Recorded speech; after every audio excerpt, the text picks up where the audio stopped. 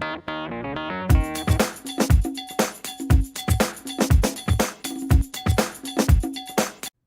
today we're going to do open loop microstepping mode with an encoder to verify that the position is where we want it.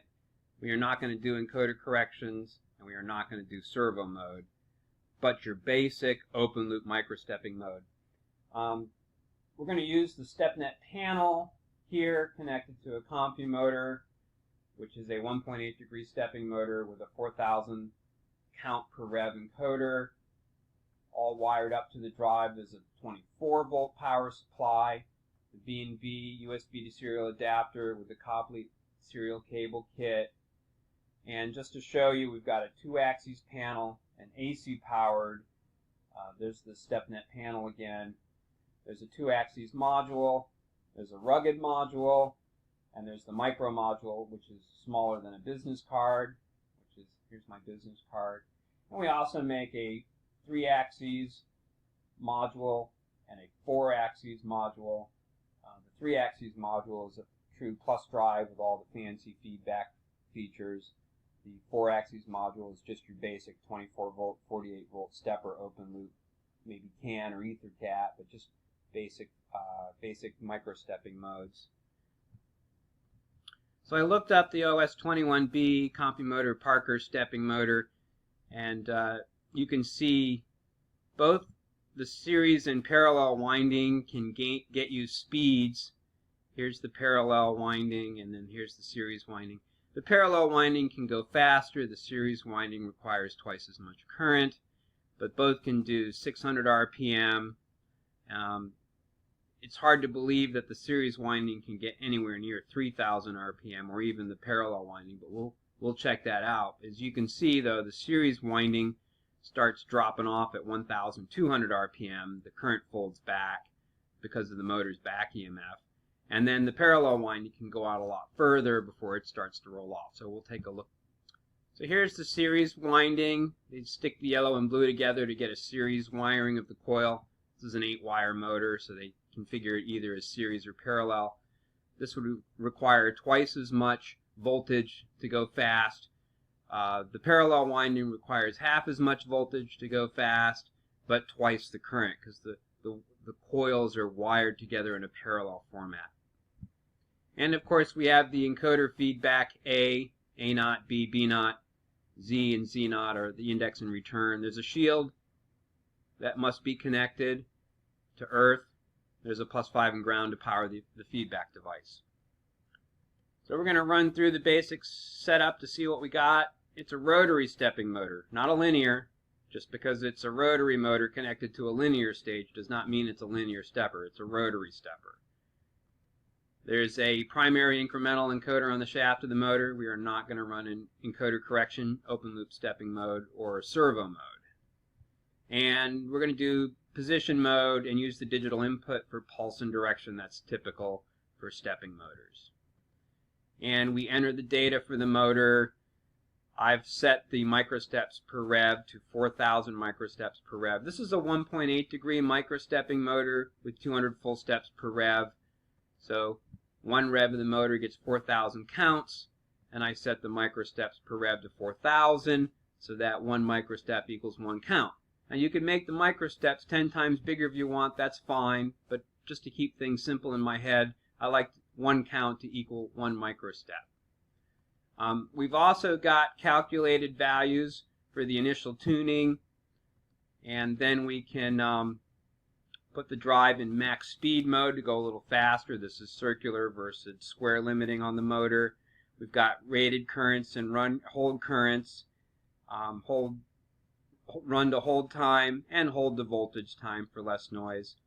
I ran the auto tuning and used the medium values that it recommended, and we'll take a look at the current loop bandwidth that's produced with the auto tuning values. It should be pretty good, maybe about 1 kilohertz, that's fine.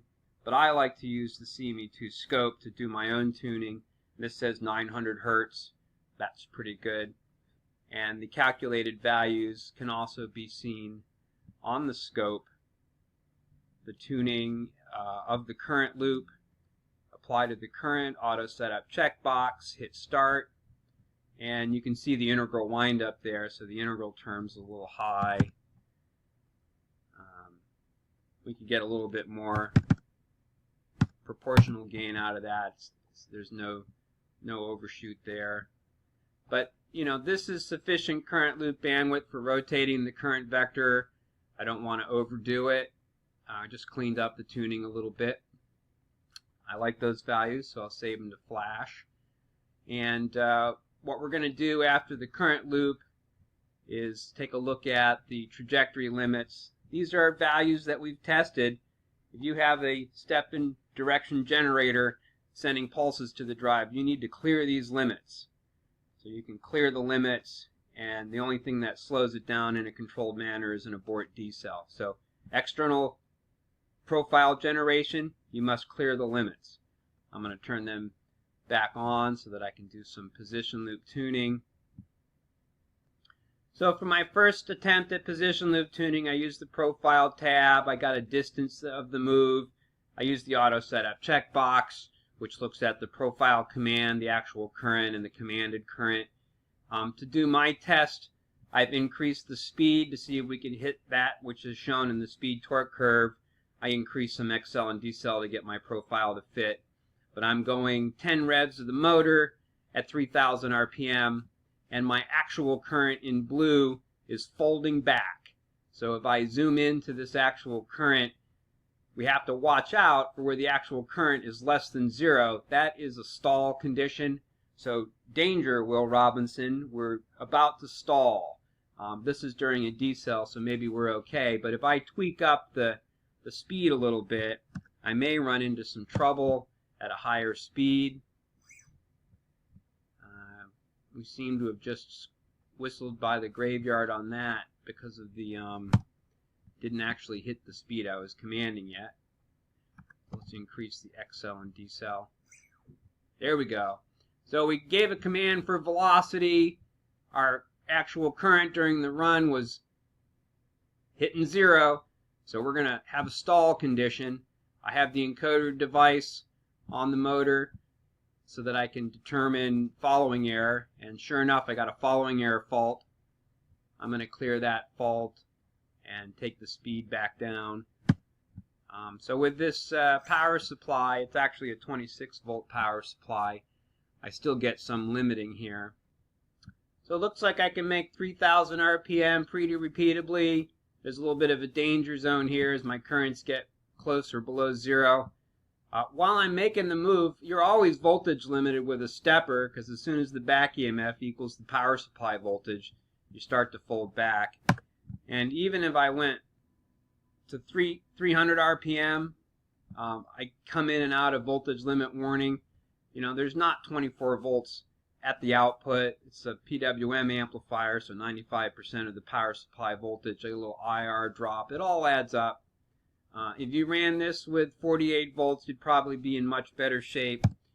Even the speed torque curve rating of 600 RPM, I do fold back my current a little bit to about 1 amp, so that limits the torque. You could see a constant voltage limit warning. And again, it's just a fact of the motor, and a fact of the power supply, and a fact of the drive. You know, this is a servo drive rotating the current vector to try to control the motor. We do control the current very precisely. It's not like a cheap chipset that's just slamming the voltage, so the ringing and the current is all under control. So I have a little time here, so I'll show you what the encoder corrections does for us. So I turn the encoder corrections on, and I have a default encoder corrections proportional gain of 25 and a max correction rate of 60 RPM. So the error between the commanded and actual position will be multiplied by the gain to produce a correction of microsteps of up to 60 RPM. If I turn the shaft, you'll see that the encoder corrections are corrected based on the error proportional to the gain and also the max step rate. So there, it's a slow settle, but it does settle in. And if we're making a move, so I'm making a slower move with a little faster acceleration to introduce an error. So I'm tracking the following error in orange here. And we can see the error grows while we accelerate, and then the encoder correction gain will come in and settle that down towards 0. Even while we're moving, the correction to the following error will be added. And then at the end of the move, we get a 5 count settle, and that also is brought in with micro steps.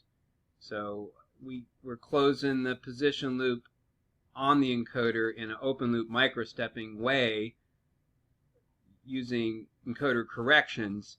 So if we have an error on the encoder, we'll send microsteps to make the corrections.